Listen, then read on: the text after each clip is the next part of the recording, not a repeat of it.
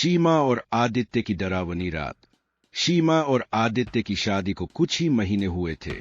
वे हाल ही में शहर से दूर एक शांत लेकिन सुनसान इलाके में बने एक पुराने बंगले में रहने आए थे। बंगला देखने में बहुत खूबसूरत था, लेकिन स्थानीय लोग इसे शापित कहते थे। शीमा को इन बातों पर विश्वास नहीं था और आदित्य भी इन बातों को बेकार समझता था। पहली रात का अजीब एहसास। पहली रात जब वे उस बंगले में सोने गए, शीमा को अचानक ऐसा महसूस हुआ जैसे कोई उसे देख रहा हो। उसने सोचा कि यह उसकी कल्पना होगी और करवट बदलकर सो गई। लेकिन आज ही रात को अचानक उसकी आंखें खुल गईं। कमरे में घना अंधेरा था, लेकिन दरवाजे के पास उसे एक परछाई दिखी। वह घबरा गई और उसने झटके से आदित्य को जगाया। आदित्य, देखो न, वहां कोई खड़ा है। आदित्य ने नींद में ही आंखें खोली और इधर उधर देखा, लेकिन उसे कुछ नहीं दिखा। शीमा, तुम शायद सपना देख रही हो, सो जाओ। यह कहकर वह फिर से सो गया, लेकिन शीमा को महसूस हो रहा था कि कोई वहां था।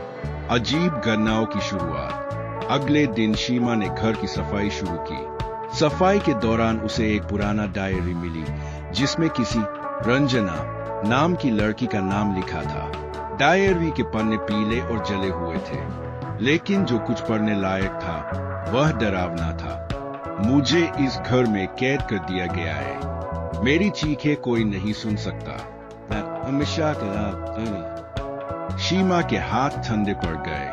उसने यह बात आदित्य को बताई, लेकिन उसने हंसकर टाल दिया। अरे, ये सब पुराने घरों में होता है, किसी की पुरानी डायरी होगी, आदित्य ने कहा। लेकिन शीमा का दिल इस पर विश्वास नहीं कर पा रहा था।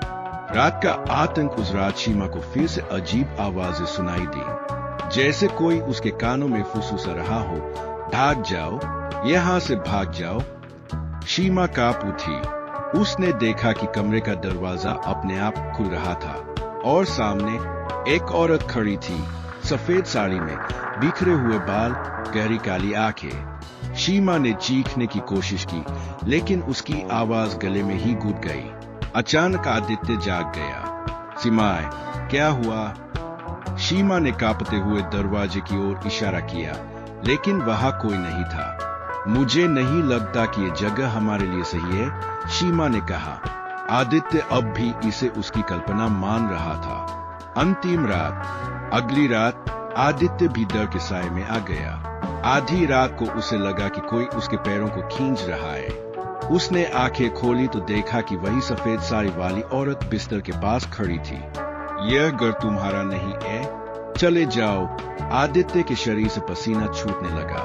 उसने शीमा को झकझोर कर उठाया और कहा, हम यहाँ एक पल भी नहीं रुक सकते। वे उसी रात कार में बैठकर वहां से निकल गए।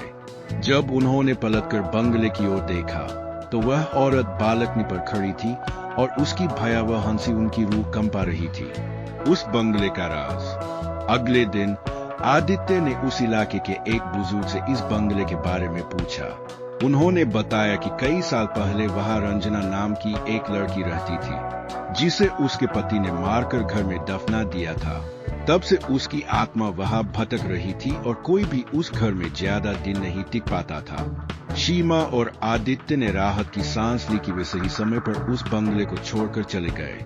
लेकिन एक सवाल हमेशा उनके जहन में बना रहा। अगर वे वहां और रुकते, तो क्या उनका भी वही हश्र होता जो रंजना का हुआ था?